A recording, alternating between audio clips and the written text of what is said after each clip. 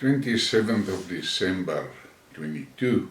In today's Skidmark, I'm going to talk about NATO and options for peace in Ukraine. There's a lot of stories on the media today about Putin being willing to talk. And the Western media in general is painting a picture as if Putin is in trouble and trying to find an off-ramp. I read these things and I just shake my head, because if you listen to what other Russian commentators are saying, the reality is Putin is willing to negotiate, but on his terms. And I also read an interesting article where the guy explained the collapse of the Ukraine economy and what that can mean, and that will place a massive financial burden on the Western sponsors. I find it absolutely astounding that the West is so willing to throw billions of dollars in money and billions of dollars in weapons. I've asked the question many times. I wonder what the hell is there that they're trying to hide, because a lot of these actions doesn't make sense. And then I read another commentator's thing where he is of the opinion that between Hungary and Poland, they are going to absorb the western part of Ukraine. So I don't know what is going to happen there. I read a post on Telegram from Dmitry Medvedev, and I will handle that in a different Skidmark. Quite interesting number of points that he made there. But let's come back to this. Congress should end the war in Ukraine by withdrawing from NATO.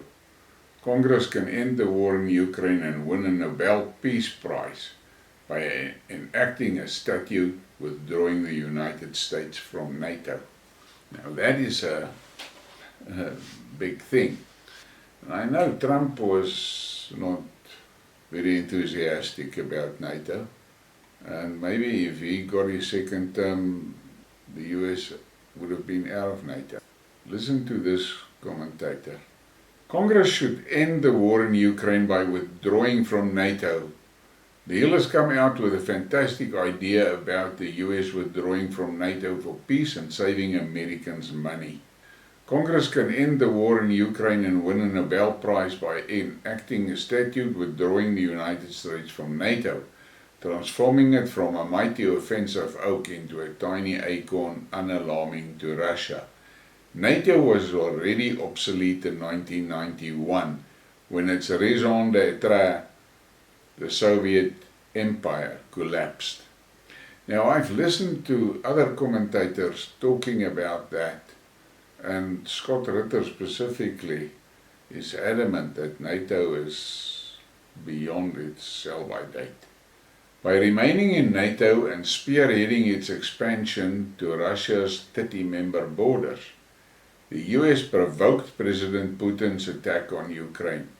By withdrawing from NATO, Congress would end the existential threat that caused Putin's invasion of Ukraine and extinguish executive ambitions for regime change or to weaken Russia. The US is the locomotive of NATO, and the other members collectively are its wagon.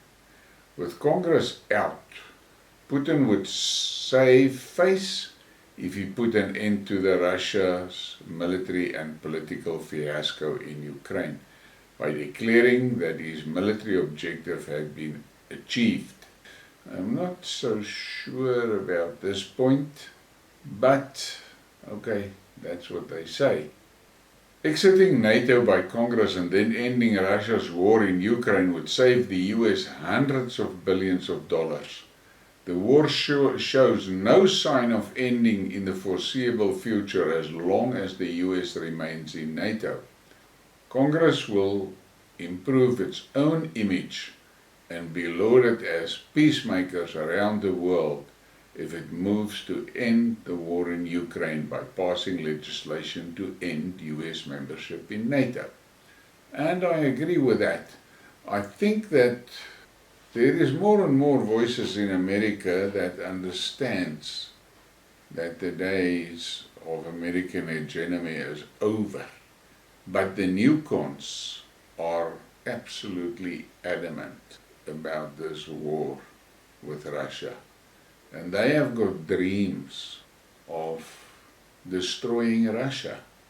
By destroying Russia and breaking it up in smaller independent countries, they also know that they will be able to pillage that place, and they see that as a land track towards China. The Americans, there are Americans in the White House that are dead set on a scrap with China. I don't know what the hell is going on there. Don't that people understand that China will not play, and they cannot expect from China the restraint that they are getting from Putin. So I don't know where this is going to end, but it is busy literally bankrupting the West. And the West is basically disarmed by the Ukraine fiasco. There are European countries that are absolutely rock bottom when it comes to the German army has got major problems. The Poles has already given 40% of their military equipment to Ukraine. And the Poles is another thing that is worrying me. I don't know what the hell is going on there, because it looks like the Poles are egging for a fight. And they are going to find themselves in the same position as the Ukraine, with one big difference. They are not going to get the monetary support from the EU and the West for the simple reason they cannot afford it anymore. The EU must now take a loan to give money to Ukraine. How stupid is that? And we've got other problems in Europe. That shit between Kosovo and Serbia, that thing is a powder cake. And again, NATO. NATO is there. So, let's hope and pray someone in Washington with clout sees the light and pulls the US. And please give me a like and a subscribe and share the thing.